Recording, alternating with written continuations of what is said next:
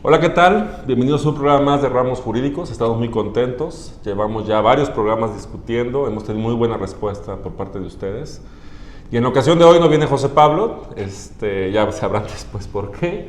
Pero tenemos el gusto de tener con nosotros tanto a Marcos, que ya de toda la vida, a Adrián, nuestro asociado senior, y Daniel, nuestro asociado en el área administrativa, para hablar de tres temas en particular que nos parecen importantes. Aunque hemos tratado de cambiar un poco los temas para hablar de otros conceptos, otras figuras, me parece que el tema de la elección judicial sigue siendo el tema en boca. Y me parece, Marcos, que es importante poner en contexto a la gente que nos ve sobre esta sentencia del Tribunal Electoral, en el que básicamente, por lo que entiendo, corrigen un poco la reforma judicial y permiten que ahora sí ya partidos políticos, factores políticos puedan incidir en la elección, en la intención del voto. No sé si nos quieras comentar un poco sobre esto. Muchas gracias. Efectivamente, uno de los aspectos que durante la discusión de la reforma electoral para elegir personas juzgadoras que se dio durante el año pasado era precisamente cuidar la equidad en la contienda.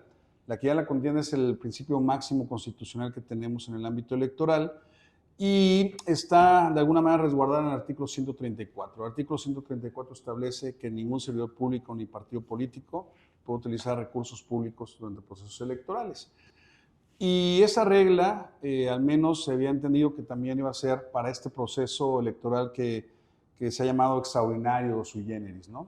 Sin embargo, el Tribunal Electoral, la Sala Superior, nuevamente le vuelve a corregir la plana al Consejo General del INE, que había metido un acuerdo que iba en sintonía perfectamente con el 134, donde prohíbe expresamente que los partidos políticos y servidores públicos puedan hacer promoción del voto. Y digo corrige porque ya es sintomático cómo la Sala Superior se ha ido adecuando a las pretensiones pues, del gobierno. Cuando el gobierno dice, la presidenta Sheinbaum dijo, pues no estoy de acuerdo con este acuerdo porque es una restricción a la libertad de expresión. Hoy vamos a hablar mucho de libertad de expresión, porque sostiene que efectivamente los servidores públicos y partidos tienen libertad de expresión en un contexto político. Sin embargo, el régimen que hay para personas juzgadoras es distinto y se había señalado expresamente que no iba a haber participación ni de servidores ni de partidos políticos para no promover una situación de inequidad. ¿Qué dijo la Sala Superior? Que la promoción del voto no es una utilización de recursos públicos, sino es un tema de carácter informativo. ¿Sí? Sin embargo, hay precedentes ya por parte tanto de la Sala Superior, de la propia Sala Superior, como de la Suprema Corte, que establece que cualquier difusión o promoción por parte de un servidor público o partido político se entiende como una utilización de recursos públicos, incluso hasta una entrevista banquetera, ¿no? Es decir, se está de alguna manera utilizando una palestra, una estructura pública para difundir. Esta resolución me parece que no tiene sustento alguno y de alguna manera legitima la injerencia ya directa por parte del gobierno, de los partidos políticos. Ya empieza a haber campañas por parte sobre todo del partido oficialista de que la gente salga a votar y promover el voto, lo cual de alguna manera está adelantando lo que preocupa a muchos sectores, que el día de la elección haya una movilización, ¿no?, para favorecer a determinados candidatos que a lo mejor el régimen, el oficialismo o grupos de interés quieren favorecer. Yo en ese sentido diría que hay una lectura incorrecta del artículo 134, que no puede haber una justificación porque este proceso es sui generis, que dijo la Sala Superior, que no es un proceso electoral ordinario, efectivamente no participan partidos políticos, pero fíjense, hay una excepción que no está prevista en el 134 y que de alguna manera la Sala Superior se arroga y dice, pues yo voy a crear por vía de interpretación esta excepción, tratándose de este proceso sí se puede, siempre y cuando sea informativo. Y ahí, con esto concluido, debo decir lo siguiente.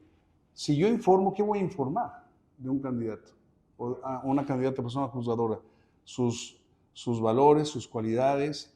Se supone que la propaganda electoral que pueden hacer estas personas tiene que ver con exaltar sus capacidades, sus competencias y su experiencia. Bueno, pero eso le corresponde a ellos, no le corresponde a una autoridad, ni mucho más a un partido político. Me parece que es la antesala para lo que de alguna manera ya hemos platicado en otras sesiones, que va a ser realmente una fiesta el día de la jornada electoral. Me parece que no hay los controles suficientes para impedir que el Estado pueda participar o pueda incidir, sobre todo porque va a haber muy baja participación.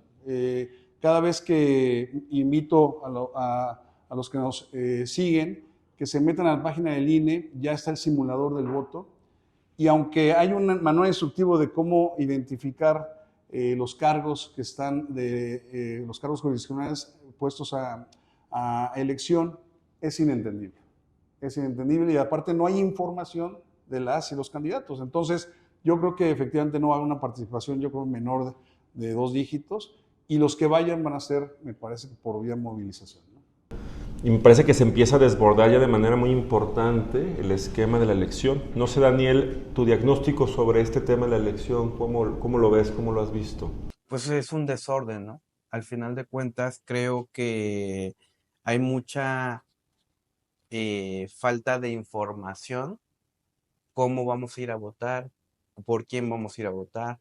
Todos los candidatos, al final de cuentas, de los que conozco, de los pocos que conozco, tratan de incentivar el voto, pero a través de redes sociales, de los familiares, de los amigos, pero es muy poco, o sea, realmente no se ve.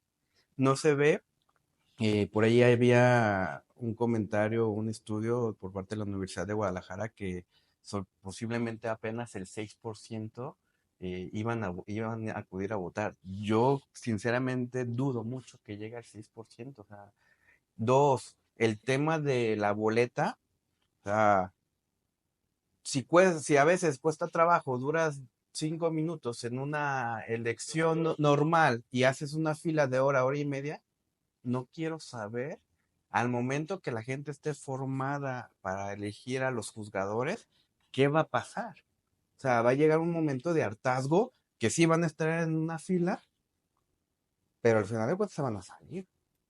Yo creo que no va a llegar ni al 3%. Va a ser pequeña. Va a ser muy pequeña y pues realmente es como prueba y error, ¿no? Esto va a ser un tema de prueba y error, pero al final de cuentas pues así está. Y creo aquí, Adrián, un poco lo que comenta Marcos es la posibilidad de que ya participen, aunque no quieran decir recursos públicos. La Corte ya había hecho una resolución en la que el nuevo modelo para participar en la elección judicial no vulneraba la equidad electoral, aunque sabíamos que hay ministras que tienen todo el apoyo económico para hacer sus propios esquemas de elección. Y lo que decían era, pues si yo quiero lanzarme, y no se separados, siguen laborando, y lo que digo es, si yo tengo la oportunidad de participar como ministro, pues no tengo tal vez los recursos que tiene una ministra de las que sabemos que se va a lanzar. ¿Tú cómo lees este tema de la sentencia del Tribunal Electoral en un término de equidad electoral? ¿Te parece bien? ¿Cuál es tu sentir sobre esto? Bueno, primero agradecerles la invitación de participar en este foro, que estar con los grandes es para mí increíble. Yo creo que lo que vemos permeado es una forma de reduccionismo de las instituciones electorales y políticas, donde tenemos un tribunal que de a poco se ha hecho a modo a este régimen de oficialismo y ha permeado no solamente o ha acotado el ámbito de participación de todos los operadores jurídicos para este tipo de casos, sino que está sentando las bases para lo que viene posteriormente.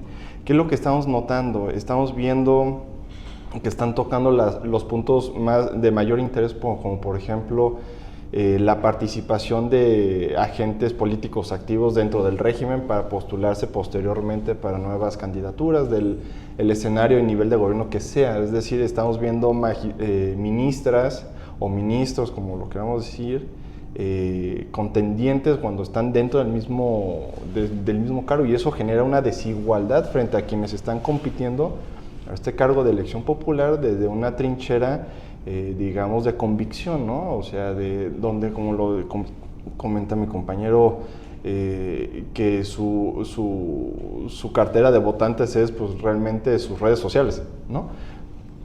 ¿Qué competencia o qué equidad va a haber en esa competencia frente a un ministro de la Corte? O tiene la cámara enfrente diario. Exactamente, o aquellos que tienen el apoyo del oficialismo y de su infraestructura de redes sociales, que ya hablaremos más adelante de eso también, frente pues frente a lo que la comunidad va a conocer de ellos. Lo único que ahorita vemos permeado en este escenario político-social en México de importancia y relevancia es precisamente eso, que solamente encontramos la descalificación de ciertos candidatos y se da, por cierto, lo que se expresa en redes sociales y no se le da verdadera difusión a los que por interés y convicción se presentaron para postularse para cualquier cargo de elección popular. Y en mi opinión particular me parece sumamente grave y trascendental este debilitamiento, como lo has comentado, doctor de Obeso, el sentido de la desarticulación de a poco del Poder Judicial y tener un tribunal electoral que de a poco también se vuelve a modo a este régimen, ¿no? Mañana pasado no vamos a tener ningún tipo de garantía y certidumbre frente a ningún proceso electoral. Ahorita estamos hablando de la elección de los jueces, magistrados y ministros, chalala. Mañana, pues, esta misma situación se va a permear con presidentes municipales, gobernadores, etcétera, ¿no? Entonces, yo con esto concluyo. Yo creo que es una situación grave de incertidumbre jurídica y de debilitamiento de las instituciones, ¿no? Y además parece un tema que se queda en lo local, pero mucha gente cuando está hablando del tema de la tragedia de la reforma judicial, imagina el sistema interamericano y todos los elementos internacionales como un esquema de solución o de pacificación o de exaltación de los derechos humanos. En octubre del año pasado, como ustedes recordarán, salió una reforma en tema de supremacía constitucional. Desde ese tiempo que estábamos nosotros en México, en el Congreso Iberoamericano, habíamos ya hecho énfasis de que esta reforma sobre supremacía constitucional podía implicar, pues, posiblemente la salida de México del sistema interamericano de protección. El día de ayer, o sea, hoy estamos a 29, el 28 de abril de 2025 es una fecha importante, me parece, para el constitucionalismo mexicano, porque el día de ayer en la Suprema Corte se sesionó el asunto de recepción de una sentencia internacional del caso Atenco, en el que hay una condena al Estado mexicano por lo que pasó en Atenco, ¿no? Lo de las 11 mujeres en el Estado de México, que fueron abusadas sexualmente, todo este tema. El tema no lo voy a tomar ese punto, pero quisiera saber este tema de ustedes. Se toma la votación en la Corte, al final lo que dice el proyecto de Pérez Dayán es no tenemos una acción específica al Poder Judicial, por lo tanto, pues digamos, pasa de largo, pero es importante la postura de las tres ministras del oficialismo, estamos hablando de Yasmín Esquivel, de Batres y de Ortiz Alf, ¿no? Que al momento en que están viendo el proyecto, las tres afirman de manera categórica que están de acuerdo con la sentencia interamericana, sí, solo sí, el criterio de la sentencia no afecta o trasciende o vulnera o va en contra de la Constitución mexicana. Es decir, este criterio de vinculatoriedad de las sentencias interamericanas está detenido o parece que el criterio vendrá hacia una supremacía constitucional y las sentencias de la Corte Interamericana no tendrán vinculatoriedad. Un poco, Marcos, de lo que platicamos ese momento. ¿Cómo lees este tema de la supremacía? O sea, me parece preocupante. No, totalmente preocupante porque es regresar al caso de Rosana Radilla. Recuerdo aquella discusión donde se planteaba por parte de algunos ministros de aquella época si era vinculante o no las resoluciones de la Corte Interamericana. Bueno, a ver, mientras el artículo primero, cuyo contenido establece que hay un parámetro de regularidad constitucional en el cual tanto Constitución como tratados internacionales ratificados por el Estado mexicano que reconozcan derechos sea vigente y siga existiendo, me parece que las resoluciones de la Corte Interamericana forman parte de ese parámetro de regularidad. Y siguiendo al juez Eduardo Ferrer MacGregor, establece precisamente que lo que hacen las resoluciones de la Corte Interamericana no es imponer, no es modificar, sino es armonizar, porque ese bloque está en constante movimiento, constante armonización. Si nosotros establecemos que efectivamente está primero lo que dispone la Constitución, la supremacía constitucional, si te fijas es una contradicción, porque efectivamente lo convencional y lo constitucional implican un binomio. Exactamente, es constitución. Entonces, si ellas quieren de alguna manera, que es muy peligroso efectivamente ese posicionamiento, pues se tendría que modificar el artículo primero que ya en su momento se quiso hacer, ¿no? En octubre, lo comentaba Juan Carlos, estando en el Congreso Iberoamericano de Derecho Constitucional, pues nos llegó ahí, estando ahí esa iniciativa de supremacía constitucional que implicaba también la modificación no solamente de la supremacía constitucional del artículo 133, sino del artículo primero, ¿no? En ese sentido, yo creo que sí se viven tiempos muy complicados.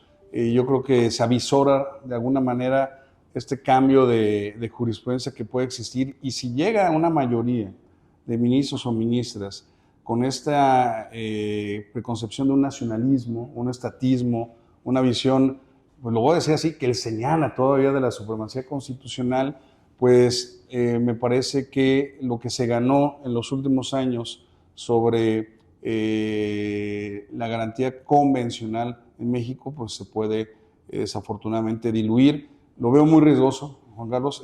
Sí creo que hay una intención velada de modificar el artículo primero, pero como es algo muy fuerte políticamente hablando, yo creo que va a ser por vía de interpretación.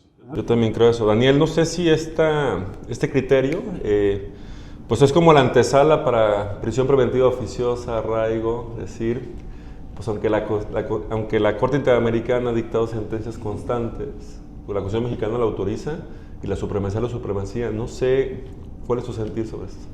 Es un parteaguas para retrotraernos, ¿no? Al final de cuentas, como bien lo dice Marcos del Rosario, pareciera que la línea de los guindas es retrotraernos y señalar lo que dice la Constitución, ¿no? Pero al final de cuentas, primero tiene que pasar la reforma constitucional primero, pero eso le rompe, o sea, el, ya pasó, como bien lo dijo, el costo político de pasar una reforma al primero constitucional después de esa famosa reforma de 2011, si no mal recuerdo, 2011, traerá consigo, al final de cuentas, un costo político muy alto, ¿no?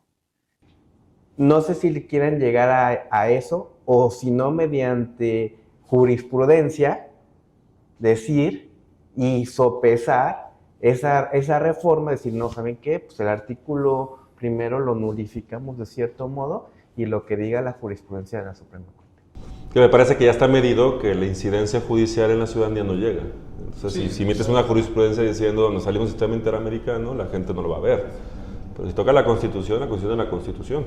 No sé, Adrián, ¿tú cómo ves este tema? Yo lo que veo es una evolución a mal de nuestro sistema jurídico mexicano, que va en contra de estos principios de progresividad en materia de derechos humanos, porque no hace sentido participar en estos organismos internacionales en materia de derechos humanos y hacer nugatorias las resoluciones que lo que buscan es permear la reparación del daño, informar de la violación al derecho humano, porque también, pues como tal, hay víctimas de esa situación, y me parece complicada y poco justificada la postura de ministros de la Corte, sea quien sean, que tengan posturas pues con esa visión tan regresiva, ¿no? Que es contraria a toda nuestra evolución normativa que venimos luchando décadas de esa situación, ¿no? Y como en algún punto un buen profesor en la maestría dijo también estamos regresando a un sistema jurídico de los 90, de los 80, donde todo lo que estamos ahorita discutiendo, tema A, tema B, etcétera, permea la siguiente idea: un nacionalismo, un centralismo y un sesgo completo jurisdiccional en tema lo que sea, ¿no? Entonces, es triste. A mí particularmente me parece triste. Y es contradictorio porque por un lado hay una aparente negación de los contenidos y la vinculación de las resoluciones de la Corte Interamericana, pero México acaba el año pasado presentar una opinión consultiva con relación al tema de las empresas que fabrican armas de fuego. Entonces, a ver, es un tema, hay una contradicción. Por un lado, no estoy de acuerdo cuando me vincula y no está bajo mi lógica, pero por otro lado propongo una opinión consultiva. Sí creo que la tendencia va a ser hacia establecer un marco normativo interno, doméstico, y sí, solo si las resoluciones se adecuen a ese parámetro doméstico, las tomaré en cuenta. Si no, y voy a decir lo siguiente: si la opinión consultiva no sale como pretende el gobierno mexicano, no lo va a asumir, ¿no? Cuando las opiniones consultivas son vinculantes. A ver, sí creo, sí o sí se tiene que modificar. Si quieren ellos realmente lograr eso, se tiene que modificar el artículo primero y quitar todos los principios establecidos en el artículo primero y olvidarnos del principio pro persona como principio rector, porque ya de alguna manera hay un tema que va en contra precisamente de la persona cuando hay una resolución de la Corte Interamericana que establece cómo debe ser entendida la prisión preventiva y hay una disposición interna que contradice y no beneficia a la persona. Es decir, yo creo que ya entramos desde hace tiempo a esa deconstrucción desafortunadamente del control de constitucionalidad y convencionalidad. Le vamos a quitar ese último de convencionalidad poco a poco. Que de hecho me acuerdo mucho cuando vino el doctor Cosío aquí al de oficina, no sé si se acuerdan, a platicar, que decía que básicamente el futuro de la justicia va a ser volver a la legalidad fuerte, ¿no? Fundamentación y motivación fuerte y olvidémonos ya de estar queriendo crear o generar derechos bajo una interpretación y los test y toda la convencionalidad. Sí, bajo el contexto de que el constitucionalismo moderno con ya no les, bueno, el nuevo constitucionalismo ya no le gusta el tema de los derechos humanos, sino el tema primigenio. De una legalidad, de un estado policía fuerte, donde existe un principio de legalidad sólido, fundamental, monumental. Y eso fue lo que nos dijo el doctor Cosío y me parece que vamos para allá. Pues bueno, con esto cerramos el programa. Me parece que hablamos de temas muy importantes. Hablamos de elección judicial y supremacía constitucional y tomaremos un programa adicional porque nos ha estado pidiendo hablar sobre el tema de la ley censura. Yo creo que podemos hacer un programa adicional para dar respuesta a eso. Síguenos en redes sociales. Cualquier cosa, aquí estamos. Ramos Castillo. Muchos saludos.